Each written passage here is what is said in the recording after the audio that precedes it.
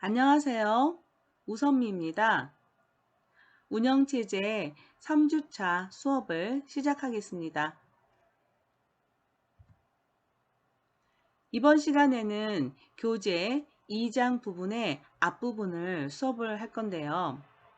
프로세스 관리 중에서 상태 전이도, 즉 프로세스들은 각각의 상태를 가지고 있고 상태들이 바뀌어집니다. 이 프로세스들의 상태가 어떻게 변화되는지 그 부분은 필수, 굉장히 중요한 요소이니까 꼭 외워두시기 바랍니다. 중앙처리장치라고 하는 것은 CPU라고 불리기도 하고, 그리고 프로세스가 아니고 프로세서라고도 부릅니다. 지금 화면에 나오는 프로세스라는 것은 실행 중인 프로그램들을 나타냅니다. 앞 시간에서 배웠던 다중 프로그래밍 기법 기억하시죠? CPU 하나에서 여러 개의 프로그램을 동시에 수행시켜주는 기법. 이걸 다중 처리 기법이라고 배웠는데요. CPU 하나에서 여러 개의 프로그램이 어떻게 수행되는가, 그러기 위해서는 스케줄링이 필요합니다. 이것을 이번 수업 시간에 우리가 배울 건데요. 이번 1차 시에서는 그러한 요소들을 직접 들어가기보다는 이 스케줄링이 필요한 어떤 전 단계, 그걸 공부할 거고요. 이제 스케줄링 기법은 다음 차시와 그다음 다음 주에 이어서 계속해서 공부를 할 거예요. 그래서 중앙처리장치 스케줄링 또는 프로세스 스케줄링 이런 용어로 말을 하는데요. 중앙처리장치라는 개념 입장에서 살펴보면 프로세스들에게, 즉 프로그램들에게 중앙처리장치 또는 프로세서를 어떻게 할당시켜 줄 건지 그런 방법을 고민하는 것이고, 또 프로세스 스케줄링이라고 말을 하는 것은, 프로세스라는 것은 프로그램이라고 그랬어요. 준비 완료 상태에 있는 프로세스들 중에서 어떤 것들을 중앙처리장치에 할당시켜 줄 것인가, 이거를 결정하는 거다 그랬어요. 이 말은 어떻게 보면 좀 다르게 들릴지도 모르겠지만 같은 말입니다. 따라서 중앙처리장치 스케줄링은 프로세스 스케줄링하고도 같은 말이다, 이렇게 볼 수 있다는 거죠. 그러면 이러한 스케줄링을 왜 하느냐? 그것은 중앙처리 장치를 어떻게 하면 보다 효과적으로 또는 효율적으로 우리가 사용할 수 있겠느냐? 그러면 효과, 효율을 다 높일 수 있는 방법은 곧 중앙처리 장치를 놀리지 않고 최대한 사용을 하는 방법이라는 거죠. 즉, 화면에 보면 아래쪽에 처리율 최대화라고 써 있죠. 스루풋이라는 것은 중앙처리 장치에서 뭔가를 수행해서 결과를 도출해내는 그것들을 스루풋이라고 하는데요. 이 처리율을 최대화시켜 주기 위해서 스케줄링을 한다는 겁니다. 어떤 작업을 10개를 수행하든 5개를 수행하든 간에 그 작업이 모두 완료될 때까지 작업이 왔다 갔다 전환이 이루어질 거예요. 이때마다 중앙처리 장치가 놀게 되면 아깝다는 거죠. 그리고 그 놀게 되는 시간 동안에 분명히 다른 작업들이 수행할 수 있었음에도 불구하고 놀았다는 거잖아요. 그래서 이런 비어있는 시간을 최소화시켜 주면서 처리는 반대로 최대화시켜 주는 방법. 그래서 이 반환 시간이라는 것은 그 어떤 작업이 들어갔을 때 다 끝났어요 하면서 다 완성됐습니다 하면서 되돌아와지는 결과를 보여주는 그러한 시간을 반환 시간이라고 합니다. 그래서 반환 시간은 최대화 그러면 안 돼요. 학생들이 이제 어떤 척도라는 게 있는데요. 척도는 평가의 기준이 되기도 합니다. 그래서 어떤 방법이 왜 좋은지, 어떻게 좋은지 이거를 논하는 과정에서 척도를 우리가 이제 다룰 때요. 뭐뭐의 최대화, 뭐뭐의 최대화 이런 식의 내용들이 많아요. 그렇다 보니 모든 게 최대화가 좋다고 이렇게 생각하는 경향들이 있거든요. 그런데 때에 따라서는 최소화가 좋을 때도 있습니다. 이게 반환 시간이 최소화 또는 응답 시간이라고도 해요. 그런데 어떤 작업을 시켰을 때 나한테 반응이 오는 그러한 시간이 응답 시간인데요. 이 응답 시간 또한 최소화가 돼야지만 성능이 우수하다고 말할 수 있다는 거죠. 그래서 이런 용어들은 무조건 지나치지 말고 이게 최대화인지 최소화인지 뭐 처리율이란 게 뭔지 이런 용어들을 잘 보시고 가실 필요가 있다는 겁니다. 자, 프로세스. 이제 프로세스의 정의부터 들어가겠습니다. 프로세스라는 것은 주기억 장치에 있으면서 그랬습니다. 굉장히 중요한 용어예요. 주기억 장치라는 것은 메인 메모리라고 제가 말씀을 드렸고요. 이 메인 메모리에 우리가 주로 처리하는 소자가 램이거든요. 롬도 있어요 라고 말을 하는 사람도 있겠지만 처리에 관련돼서는 램이에요. 그래서 램에 들어와 있으면서 그리고 CPU에 의해서 실행되거나 실행 준비 상태에 있는 프로그램, 즉 실행 중인 프로그램이라고 볼 수 있습니다.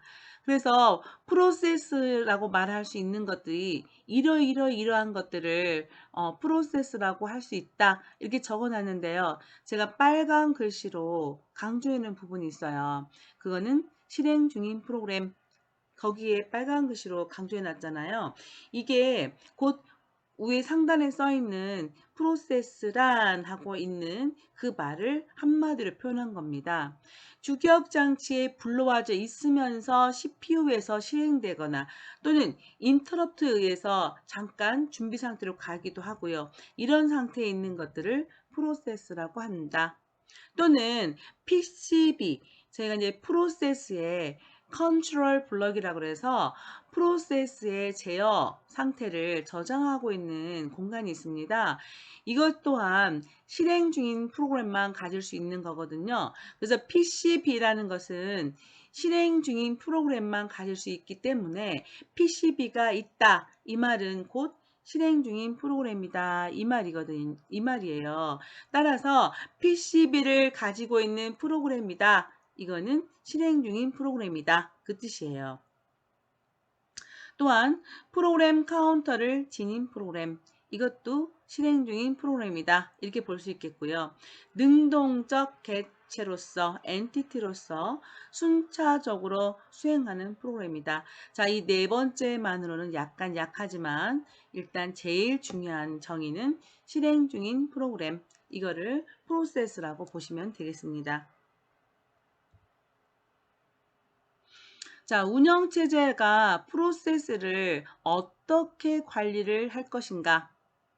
프로세스는 실행 중인 프로그램이라고 했으니까 사용자가 프로그램을 실행을 시켰어요. 그러면 운영체제가 무엇을 해줄 거라고 생각할까요? 그러니까 우리가 생각할 때 한글을 여러분이 실행시키고 엑셀을 실행시키고 게임을 실행시켰어요. 그리고 뭐 인터넷 익스플로러를 실행시킨다거나 등등등 여러 가지 프로그램을 막 실행시켰을 때 운영체제는 과연 어떤 것들을 할까 이렇게 생각을 해보시면 그러면서 이걸 읽어보세요. 사용자 프로세스와 시스템 프로세스의 생성과 삭제. 여러분이 실행시킨 엑셀이나 한글이나 또는 뭐 노래 듣는 프로그램이나 영화 보는 프로그램이나 게임이나 이런 것들은 사용자 프로세스라고 합니다. 자, 시스템 프로세스라는 것은 운영체제가 관리 차원에서 동작시키는 그러한 프로그램들을 말을 해요. 일단 프로세스라는 것은 동작 중인, 실행 중인 프로그램이라고 했잖아요. 그래서 시스템 프로그램이 동작 중인 걸 말을 하는 거죠. 이것들을 생성, 여러분은 더블 클릭해서 실행하는 명령을 준 거죠. 근데 실제 생성이라는 것은 그게 주기억 장치에 가야 되고 또는 CPU에 들어가야 되고 그리고 각각 실행 중일 때는 어떤 정보를 가질 수 있는 곳에 기록을 해야 되고 이런 것들을 생성이라고 하는 거예요.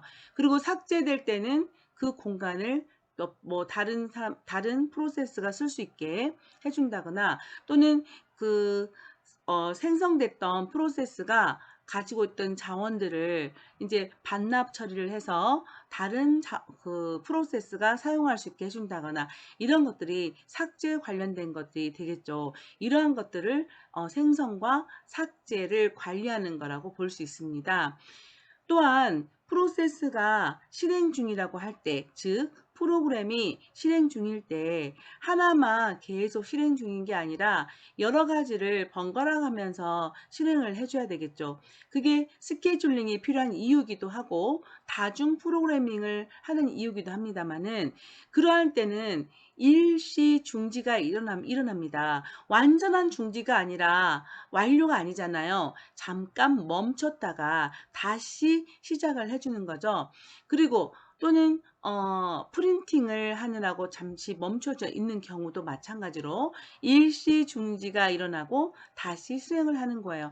이때는 무조건 중지가 아니라 다시 수행을 하기 위한 준비를 해놓고 중지를 시켜야겠죠. 정보를 저장하고 다시 복원하는 과정.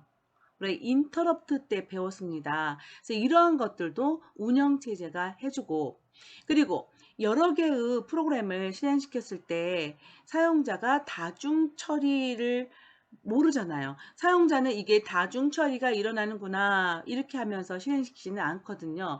이거를 CPU는 하나니까 CPU는 한 번에 하나밖에 처리를 못한다고 했습니다. 따라서 어떻게 하면 여러 가지 작업을 하나의 CPU에서 제대로 처리할 것인가. 그래서 여러 개의 작업을 처리할 때 이 작업들은 또 여러 개의 자원들을 요구할 거예요. 이때 자원이라는 것은 프린터도 또는 모니터도 또는 하드디스크 그리고 여러 가지 메모리상에 있는 그 기억 장소들 이런 것들이 다 자원인데요. 이것들을 필요로 한단 말이에요. 그러면 여러 개의 프로그램들이 서로 엉키게 충돌나지 않게 잘 관리를 해줘야겠죠. 이것들이 스케줄링에 이렇게 속하는 거고 그리고 동기화라는 것은 프로그램이 각각 따로따로 수행되기도 하지만 어떤 프로그램은 서로 이렇게 연락을 주고받으면서 수행되는 프로그램도 있어요. 예를 들면 하나의 자원을 가지고 이렇게 기다리고 있는 경우, 그러니까 프린터를 쓰려고 대기하고 있다고 한다면, 어떤 프로그램이 프린터를 다 사용을 했어요. 그러면 나 다 사용했습니다 라고 신호를 주면 그 다음 프로세스가 이 프린터를 사용하는 거, 그건 좀 약하네요. 이거 말고 같이 협력을 해서 움직이는 프로그램도 있어요. 어떤 프로그램이 하나의 공간을 공유하면서 그러니까 공유한다는 것은 하나의 공간에 어떤 데이터를 저장할 때 두 개의 프로그램이 같이 공유하면서 저장하는 그런 경우도 있거든요. 이거라든지 그리고 서로 이렇게 신호를 주고받으면서 내가 했으니 이번엔 네가 해도 돼. 이런 식으로 신호를 주고받으면서 움직이는 거. 이거를 동기화라고 합니다. 이 동기화가 잘못되면 충돌나는 그런 상태가 되죠. 그거를 이제 교착 상태 이렇게 말을 할 수도 있는데요. 그렇게 되면 교착 상태가 발생하게 되면 이거는 좋게 해결할 수가 없습니다. 따라서 교착 상태는 발생하면 안 되는 방향으로 관리를 해 주셔야 되겠죠. 그래서 이런 것들 전부 운영체제가 프로세스를 쳐다보면서 관리하는 그러한 입장이 되겠습니다. 프로그램은 실행되기 위해서는 주기억 장치에 불러와져 있어야 됩니다. 그러면 이번에는 주기억 장치에 저장되어 있는 그 프로그램, 즉 하나의 프로세스는 어떠한 구성 요소로 저장되어 있을까? 그걸 살펴보겠습니다. 코드 영역이라는 것은 그 프로그램 자체입니다. 한글이면 한글을 개발했을 때 그 개발된 언어가 있을 거 아니에요. 즉 한글 프로그램이 있을 텐데 그 명령어 자체 그게 바로 실행 명령어 코드가 되겠습니다. 그 부분이 주기억 장치에 저장이 되어 있어야지만 실행이 되는 거죠. 하드디스크에 한글을 뭐 설치한다 이렇게 말을 하죠. 그 다음에 엑셀을 설치한다, 게임을 설치한다. 그 설치한다는 것은 또는 깔아놓는다 이렇게 말을 하는데요. 그거는 하드디스크에 있는 거고 그거는 보조기억 장치에 놓는 것이죠. 따라서 언제 내가 사용할지 모르니 저장해 놓은 것이고 실제 사용할 때는 주기억 장치로 가는 겁니다. 이때 각각의 저장된 구조가 이렇게 이루어진다는 것이죠. 그래서 코드 영역에는 순수 그 프로그램이 그 움직일 수 있는 명령어들이 들어가는 것인데 나머지 영역들은 데이터를 저장하기 위한 그러한 영역이라고 보시면 됩니다. 데이터 여기 보면 데이터 영역, 힙 영역 또 이렇게 나누어지는데요.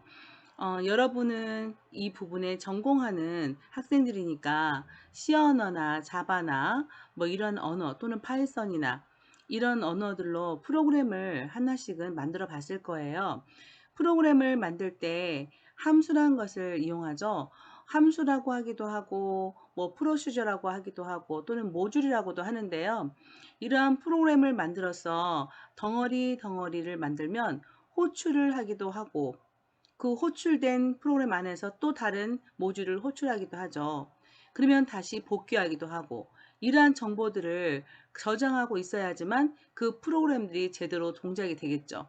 따라서 그러한 그 복귀하고 움직이고 호출하고 이런 사이사이에 저장되는 것들이 스택 영역에 저장되고요. 그리고 전역 변수, 정적 변수라 했는데 변수라고 말하니까 프로그래밍 코드로 제가 설명을 드리는 거고 변수 이런 걸 모르는 학생들 그런 학생들은 이렇게 보시면 돼요. 자, 한글을 실행시켰을 때 한글에서 여러분이 타이핑을 해요. 그러면 그 내용들도 실행 중인 거거든요. 그 내용들은 이 데이터 영역에 들어간다고 생각하면 돼요. 그리고 힙 영역에 자 다시 코딩으로 갈게요. 자 C 언어에서 코딩을 하는데 C 언어는 다 선언하는 언어예요. 그러니까 int a 이런 식으로 선언하고 나서 사용하는 게 기본으로 해요. 그러나 가끔 갖다가 멀락 함수나 이런 걸 이용해서 동적 할당을 받기도 하거든요. 동적 할당이라는 것은 프로그램이 도중에 실행 도중에 필요에 의해서 장소를 확보하는 걸 말을 합니다. 그러면 빨리빨리 확보를 해줘야겠죠. 미리 계획하에 의해서 확보된 게 아니기 때문에 그런 부분들 힙 영역이라고 하는데 이렇게 어떤 하나의 프로그램이 제대로 수행되기 위해서는 명령어 코드도 필요하고 그 명령어 코드들이 움직이는 데 필요한 각종 정보들이 저장되는 구조들이 같이 움직여야 된다는 겁니다. 이러한 영역을 같이 확보를 하면서 저장되어 있다는 그런 뜻이에요. 그래서 어떤 프로그램은 프로세스라고 하는데 그 프로세스는 그 상태나 프로세스 아이디나 이런 것들을 따로 저장하고 있는 프로세스 정보를 저장하고 있는 것이 PCB고 그 다음에 그 프로세스의 동작을 위한 실제 코드를 저장하고 있는 부분이 이러한 영역으로 구분돼서 저장이 되고 있다. 이렇게 보시면 되겠습니다. 이번에는 프로세스 상태에 대해서 공부하겠는데요. 이 부분이 굉장히 중요한 부분입니다. 그래서 이 부분은 여러분이 나중에 기사시험 볼 때도 반드시 꼭 외워둬야 될 부분이고 또 당장으로는 저희 중간고사 그때도 제가 문제를 많이 낼 겁니다. 그리고 화상 강의 때도 이것도 공부할 거고요. 상태는 크게 이제 세 가지로 표현할 수 있는데요. 처음에 준비된 상태에서 실행 상태로 갔다가 완료 상태로 가는 겁니다. 지금 현재 여기에는 완료는 상태로 따로 표시해 놓고 있지는 않은데요. 제일 제목에 보면은 작업이 접수되어서 완료될 때까지 라고 써 있죠. 그래서 완료라는 상태도 있습니다. 근데 완료는 딱히 설명이 아니고 정말 완성, 피니쉬잖아요. 그래서 따로 안 써놨고요. 완료, 그러니까 준비, 실행, 완료 이렇게 가는 게 좋아요. 근데 때에 따라서는 보류라는 곳으로 갈 수도 있는데요. 준비해서 보류로 가지는 않아요. 실행하다가 중단되는 걸 보류라고 하거든요. 따라서 그림을 그릴 때 준비, 실행, 완료 이렇게 가는 게 좋아요. 그런데 때에 따라서는 실행해서 보류로 가기도 한다. 그리고 또 때에 따라서는 실행해서 준비로 가기도 한다. 이걸 그림으로 그릴 수 있어야 됩니다. 그러면 어떤 상황에서 그렇게 가는가도 알고 계셔야 되고요. 그리고 이런 상태에 금방 왔다 갔다 했잖아요. 자, 준비해서 실행으로 갈 수 있다 했고요. 실행해서 준비로도 갈 수 있다 했어요. 그리고 실행해서 보류로도 갈 수 있다 했습니다. 이런 것들을 어떤 명칭, 즉 어떤 용어로서 말을 하고 있는데요. 그 용어도 알 수 있어야 됩니다. 자, 이것들을 한마디로 이렇게 그림을 그릴 수 있는데요. 이거는 화상 강의 때 같이 한번 그려보도록 할 거예요. 일단 제시, 대기 이거는 뭐 빠져도 된다고 칩시다. 준비 완료, 실행, 완료, 보류 이 네 가지는 반드시 외워두셔야 되고요. 그리고 왼쪽에 있는 박스 안에 있는 용어들 꼭 보셔야 됩니다. 시험에 볼 때는 디스패치라고 한국말로 그대로 읽으면서 써놨잖아요. 이거하고 영어로 디스패치 그리고 블럭도 마찬가지입니다. 보류라고 하기도 합니다. 그리고 wake up이라고 정말 한국말로 써있기도 하고요. 이게 영어로 쓰기도 하는데요. 이게 시험 문제에서 영어로 그대로 나오기도 하고 한국말로 나오기도 하고요. 또는 디스패치란 어떤 걸 뜻하는가 해서 준비해서 실행으로 간다 또는 실행해서 준비로 간다 이런 식으로 고르라고 하기도 하고요. 또는 실행 상태에서 보류로 가는 것을 무엇이라고 하는가 하면서 디스패치다, 블럭이다, 웨이크업이다 이렇게 고르라고도 합니다. 물어볼 수 있는 방향은 다양하게 있으나 항상 이러한 과정을 반드시 물어본다는 겁니다. 이게 중요한 상황이니까 반드시 이건 그려봐야 됩니다. 다시 설명하면 준비해서 실행으로 가는 것을 디스패치라고 합니다. 그리고 실행해서 완료로 가면 좋은데 그렇지 않고 다시 어때요? 화살표를 잘 보세요. 실행해서 준비로 가기도 하고 보류로도 갑니다. 자, 실행해서 보류로 가는 경우 그림을 보시면 5번이라고 써 있으면서 IO라고 써 있죠. input, output이라는 뜻입니다. 그래서 입출력 요구사항이 발생하면 보류로 간다. 자, 이 상태를 실행해서 보류 상태로 가는 것을 불락이라고 한다라고 했는데요. 불락을 일으킬 수 있는 가장 큰 요인은 입출력 요구 상태. 이렇게 답변할 수도 있고요. 입출력 요구에 의해서 발생할 수 있는 상태 변이는 무엇인가? 그러면 불락이 되겠습니다. 그리고 보류해서 실행으로는 안 갑니다. 못 갑니다. 근데 그림을 그려라 그러면 화살표를 양쪽으로 이렇게 표시하는 학생들도 있는데 그러한 사항은 없어요. 그림 그리실 때 주의하셔야 됩니다. 그리고 보류라는 것은 잠시 멈춰둔 상태잖아요. 일단 프로세스가 완료까지 가지 못했어요. 그러면 그 프로세스는 완료를 해줘야 됩니다. 입출력 요구사항이 발생해서 잠시 멈췄다면 그 진행을 다시 시작을 해줘야 됩니다. 그러기 위해서 실행으로 다시 가느냐? 아니요. 실행으로 가기 위해서는 디스패치를 거쳐야 됩니다. 따라서 6번 동그라미 준비 완료로 갔다가 실행으로 가셔야 됩니다. 이거 굉장히 중요합니다. 그래서 보류해서 준비 완료로 가는 거 이거는 지금 조건 만족이라고 써놨잖아요. 그래서 보류 상태에서 조건이 만족되면 즉 IO가 다 끝났어요. 그러면 준비 완료로 가는 겁니다. 그래서 이 준비 완료에서 다시 줄을 서든 또는 우선순위의 할당에 의해서 우선순위가 높아졌든 어떤 방법에 의해서든 다시 실행으로 가게 되는 겁니다. 이거 과정 중요하니까 꼭 외워두세요. 이번에는 PCB를 보겠는데요. 앞에서는 그 프로세스가 주기억 장치에 들어와 있을 때 어떠한 구성을 가지고 저장되느냐 그걸 봤습니다. 이거는 내용을 전체를 담고 있는 게 아니라 어떠한 프로세스인지 식별하기 위해서 프로세스에 관한 정보를 저장하고 있는 블럭이 되겠습니다. 그러면 가장 중요한 것은 그 프로세스를 식별하기 위한 정보가 가장 중요하겠죠. 따라서 아이덴티파이어가 중요합니다.